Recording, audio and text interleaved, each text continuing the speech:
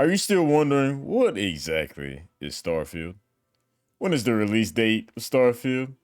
Is there any news or any updates to Starfield? What does the gameplay even look like? What does this game even look like? Well, you have come to the right spot because we're going to be taking a deep dive into Starfield, going through all the details that you may not know. I am Big Dog 121 and welcome to the video. And yeah, let's jump right in. So, first off, we are going to talk about the Starfield release date. Bethesda has confirmed that the release date is Wednesday, September 6th, 2023 on PC and Xbox Series X and S. Unfortunately, that means Starfield will not be coming to PlayStation, PlayStation 5, or anything related to Sony due to it being an Xbox and PC exclusive due to the Microsoft deal to buy Bethesda, which is a very sad day to all my PlayStation owners. I am so sorry. But hopefully you have an Xbox or a PC. But if not, I'm sorry. Alright, so Starfield pricing. Starfield is currently now available for pre-order at select retailers in both the US and the UK. The price of Starfield is $69.99 USD for the standard edition and $99.99 for the premium edition. If you are an owner of Xbox Game Pass, Starfield will be available instantly on day one. So hint, hint, wink, wink. If you don't want to pay full price for the game, you can probably get a month, which I believe of Xbox Game Pass for $14.99.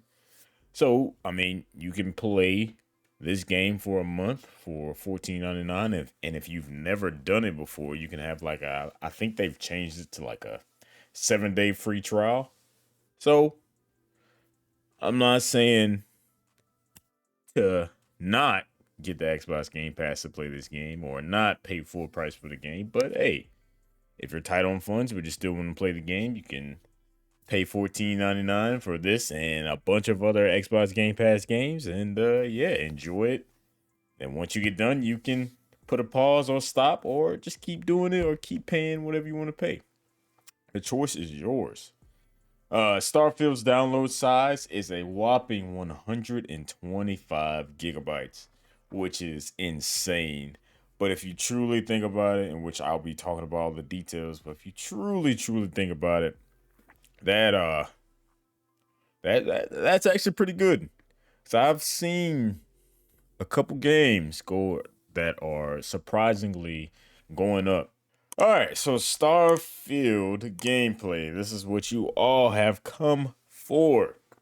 Starfield will run about 30 to 40 hours for the main story, but obviously you'll probably get sidetracked while doing the main story and start exploring different areas, and not to mention the over 1,000 different planets along the way.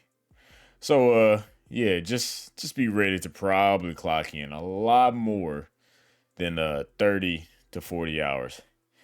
So everyone that has a daily job, let your boss know beforehand, or let your job know beforehand that hey, you may not come in for a day or two. All right, Starfield will support first and third person perspectives. So if you like one over the other, you will have the choice, which is definitely a plus because not many games offer this option, which is pretty crazy when you think about it. There will be multiple alien races in the form of NPCs as you journey through space and explore all the different planets. Players are able to customize their appearances, backstories, and starting stats. Starfield, according to Todd Howard, is going to be, and I quote, a bit more hardcore of a role playing game than we've done in the past. And players will be able to choose their background in a way Bethesda hasn't done in a long time. We're going back to some things that we used to do in games long ago that we felt have really let the players express the character they want to be. So it seems like the developer really wants players to feel lost within the game, and again, probably spend more than 30, 40 hours in this game. They want them to enjoy the overall experience in every single second, because I know the more and more detail that you get into character creation, people like go crazy. People start getting like min maxing stats and everything else. Take Baldur's Gate 3 for example. I know that's very popular right now, and people have enjoyed that game so much that I think it's like almost rated and probably maybe game of the year. But hey, don't quote me on that. All right, if you are enjoying all the details so far, I'm gonna give you 3 seconds, and I quote 3 seconds to stop what you're doing, to hit that like and subscribe.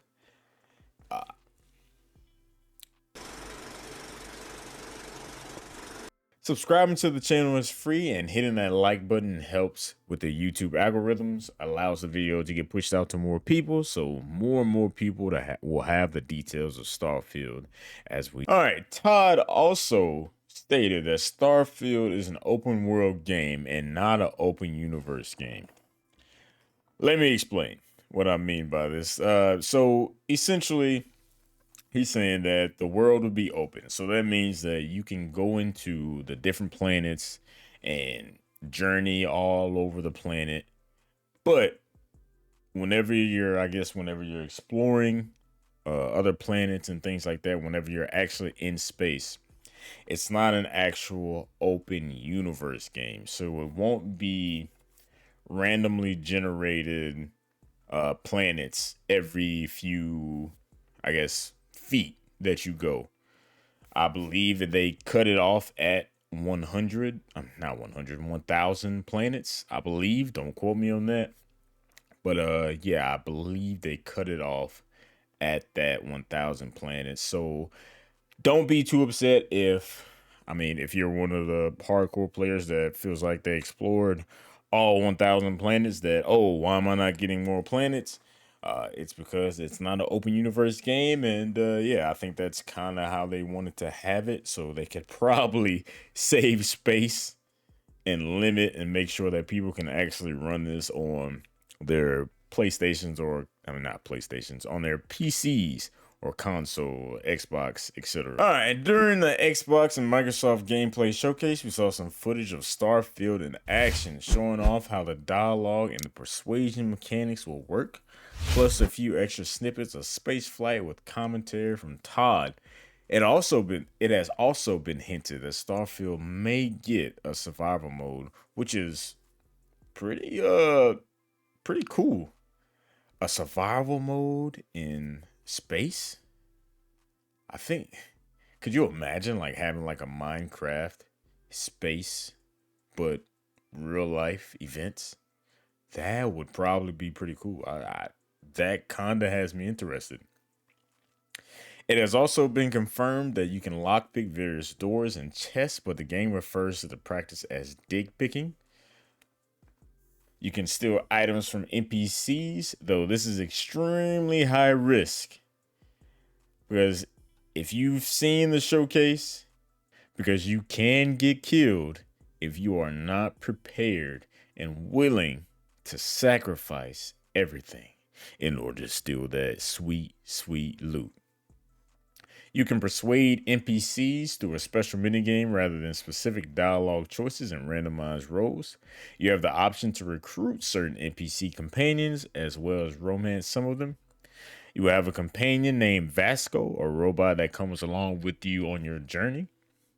You can join different factions with each quest line running independently from each other. I will not go through the character creation. Character creation is pretty vast, and that would probably take almost maybe 30-40 minutes just to crack the surface. But if you've seen the showcase, you will see how in depth the character creation is. And if you haven't seen it, I'll link it down below. The Starfield deep dive, which we'll talk about later on. But yeah, last but not least, Starfield will not support multiplayer, which this is probably the biggest sad face that I have that it's not at least co-op or multiplayer. That this entire game is all single player. Like I am upset that you have like this huge game, huge area, but you can't play with your friends. And that's like one of the biggest things. I feel like a lot of games these days are like geared towards playing co-op, playing with your friends, playing and just playing with random people. Again, I'll compare Baldur's Gate, for instance. That game probably wouldn't be as big of a success that it is right now if it wasn't multiplayer. And that's just my honest opinion. And I think Starfield or the Bethesda devs should probably think about like adding like some sort of I guess mod or even adding it in later on to have like some sort of multiplayer. But hey, it probably won't take away from the gameplay to be honest. So, I mean, people are probably still going to enjoy the heck out of this game just because of everything that it has to offer. All right, and last but not least, we are going to talk about base building and spaceships. In a demonstration, which I'll show you on the screen right now, it shows multiple different ship variations that you can build and randomize, and you can pretty much build anything that you want. These ships that we saw on this showcase it's insane. There's literally no limit other than your imagination when it comes to ship building and base building. And there's probably going to be a lot of people posting like on Twitter and Facebook and YouTube like their different ship builds and everything else like, hey, this is how you create the All-Star 9000, and it's going to be like some insane ship that's like stupid good looking. But hey, we will find out. All right, if you want to see more Starfield, a standalone direct showcase, which is if you want to see more Starfield, a standalone direct showcase was given, which is about 45 minutes.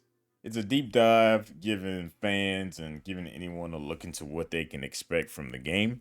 The deep dive goes into more details in regards to the main storyline, how combat works, how character skills can change up the overall gameplay, and just the overall game, to be honest. If you've never seen the game, you should probably check this out, and you'll probably take a lot from it. And it may excite you, it may not.